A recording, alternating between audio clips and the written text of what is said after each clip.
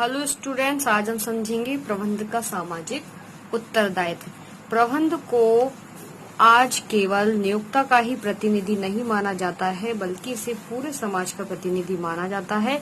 इसलिए प्रबंध ऐसा कोई भी काम नहीं कर सकता है जो समाज की आकांक्षाओं, आवश्यकताओं तथा हितों के विपरीत हो।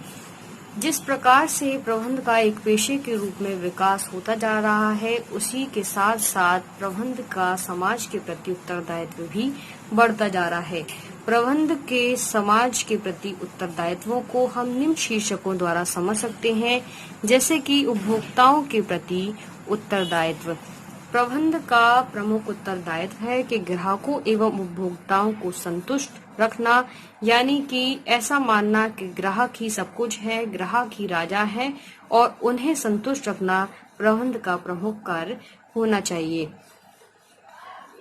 ग्राहकों को अच्छी किस्म की वस्तुएं उचित मूल्य पर तथा समय पर उपलब्ध कराना, मिथ्या विज्ञापन नहीं करना। मिथ्या विज्ञापन यानी कि ऐसे विज्ञापन जो गलत है, भ्रामक है, जैसे कि अगर कोई ऐसा विज्ञापन आता है जो बताता है कि रातों रात गंजे के सिर पर भी इस तेल को लगाने से बाल उग जाते हैं, तो ये तेल का एक भ्रामक विज्ञापन है।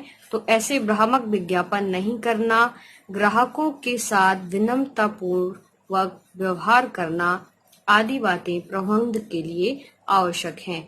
फिर है कर्मचारियों के प्रति उत्तरदायित्व। प्रबंध का यह उत्तरदायित्व है कि कर्मचारियों के प्रति मानवीय व्यवहार किया जाए और उनकी सुख सुविधाओं का ध्यान रखा जाए, ताकि वो दक्षता पूर्वक कार्य कर सकें और व्यवसाय निर्बाध गति से चलता रहे, यानी कि व्यवसाय में किसी प्रकार की कोई बाधा उत्पन्न ना हो।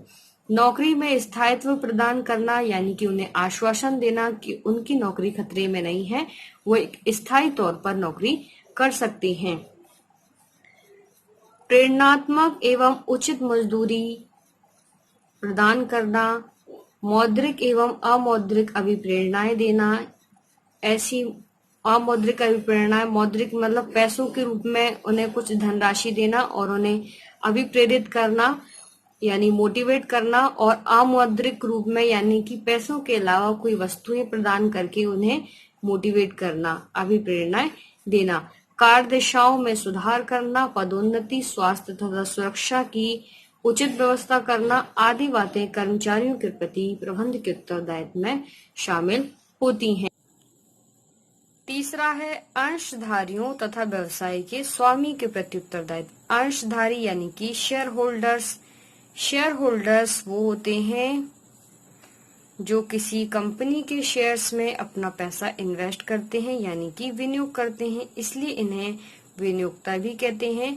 तो प्रबंध का दायित्व है कि व्यवसाय के स्वामी तथा विनियोक्ताओं को उनके द्वारा विनियोजित पूंजी पर उचित लाभांश दें, यानी कि लाभ में कुछ हिस्सा दें, विनियोजित पूंजी की सुरक्षा करें, अंशधारियों के हितों की रक्षा करें, विनियोजित पूंजी का सदुपयोग करें तथा व्यवसाय की प्रगति से समय समय पर उन्हें अवगत कराएं।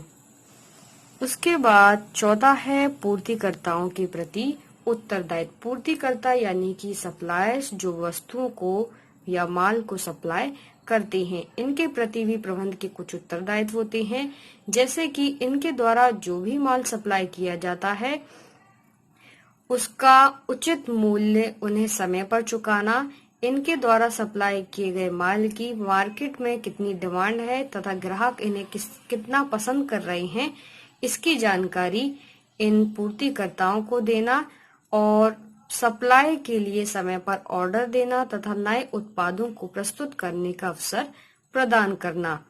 उसके बाद है सरकार के प्रति उत्तरदायित्व। सरकार के प्रति भी कुछ उत्तरदायित्व होते हैं प्रबंध के, जैसे कि व्यवसाय के संबंध में सरकार द्वारा कुछ नियम तथा व्यवस्थाएं बनाई गई हैं, उनका पालन करना, सरकार को समय पर कर का भुगतान करना, मिलावट तथा कालाबाजारी नहीं करना, सरकार द्वारा निर्धारित औद्योगिक एवं व्यावसायिक नीतियों का उल्लंघन नहीं करना। फिर उसके बाद है समाज के प्रति उत्तरदायित्व। समाज के प्रति भी कुछ महत्वपूर्ण उत्तरदायित्व होते हैं प्रबंध के, जैसे कि समाज के लोगों को रोजगार के अवसर प्रदान करना, समाज का जीवन स्तर उन्नत करना, हानिकारक वस्तुओं का उत्पादन नहीं करना, पर्यावरण प्रदूषित नहीं करना, कार्य का वातावरण स्वच्छ रखना।